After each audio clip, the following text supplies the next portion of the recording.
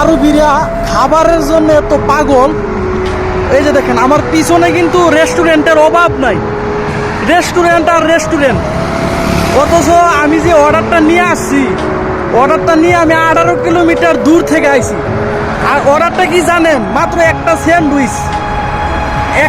Sandwich নিয়ে আমি আসছি 18 কিলোমিটার দূর থেকে।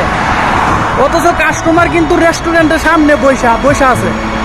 আর স্যান্ডউইচটার দাম হচ্ছে 15 রিয়াল। আর সে ভাড়া দিয়েছে হাঙ্গারকে, মনে হয় 20 থেকে 25 রিয়াল ভাড়া দিয়েছে হাঙ্গারকে, কোম্পানিকে।